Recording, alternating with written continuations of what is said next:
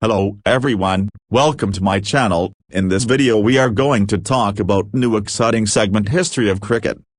Today we will watch first part of this segment. Friends, please give your huge support for my channel. In future I am going to make exciting videos, so please subscribe my channel. Let's start the video.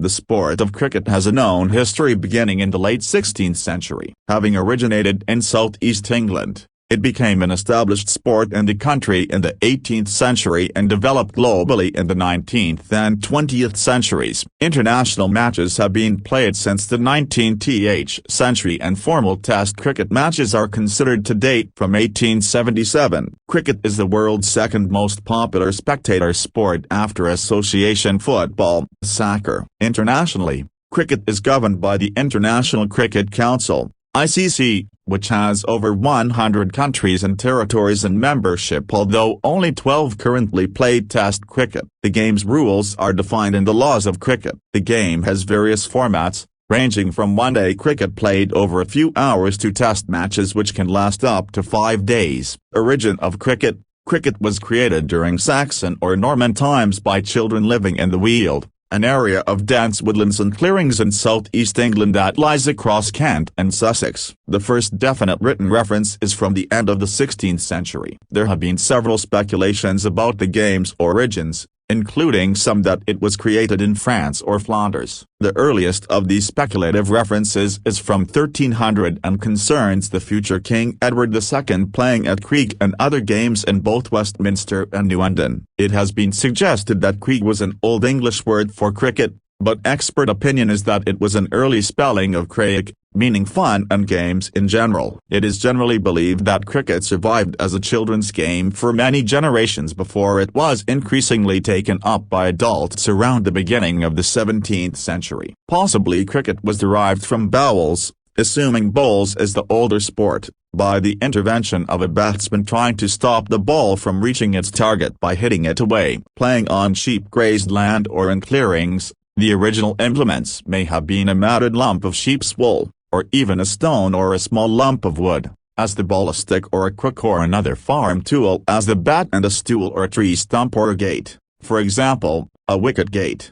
as the wicket. First definite reference, in 1597 a court case in England concerning an ownership dispute over a plot of common land in Guildford, Surrey, mentions the game of cricket. A 59-year-old coroner, John Derrick, testified that he and his school friends had played cricket on the site 50 years earlier when they attended the free school. Derrick's account proves beyond reasonable doubt that the game was being played in Surrey circa 1550, and is the earliest universally accepted reference to the game. The first reference to cricket being played as an adult sport was in 1611, when two men in Sussex were prosecuted for playing cricket on Sunday instead of going to church. In the same year, a dictionary defined cricket as a boys' game, and this suggests that adult participation was a recent development. Derivation of the name of cricket. A number of words are thought to be possible sources for the term cricket. In the earliest definite reference, it was spelled cricket. The name may have been derived from the Middle Dutch crickie,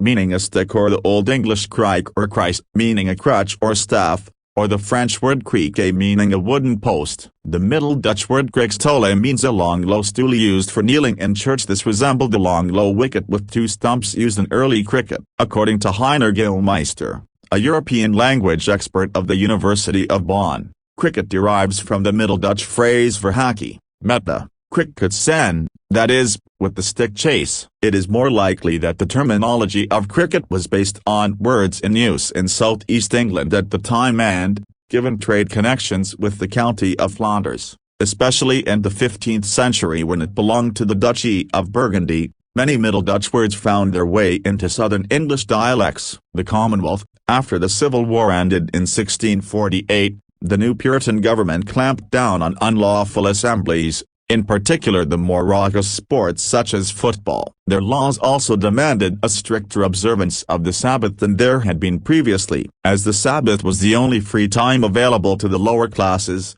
cricket's popularity may have waned during the Commonwealth. However, it did flourish in public fee-paying schools such as Winchester and St. Paul's. There is no actual evidence that Oliver Cromwell's regime banned cricket specifically, and there are references to it during the interregnum that suggest it was acceptable to the authorities provided that it did not cause any breach of the Sabbath. It is believed that the nobility in general adopted cricket at this time through involvement in village games, gambling and press coverage. Cricket thrived after the Restoration in 1660 and is believed to have first attracted gamblers making large bets at this time. It is possible, as believed by some historians, that top-class matches began. In 1664, the Cavalier Parliament passed the Gaming Act 1664, which limited stakes to £100, although that was still a fortune at the time, equivalent to about £16,000 in present-day terms. Cricket had become a significant gambling sport by the end of the 17th century,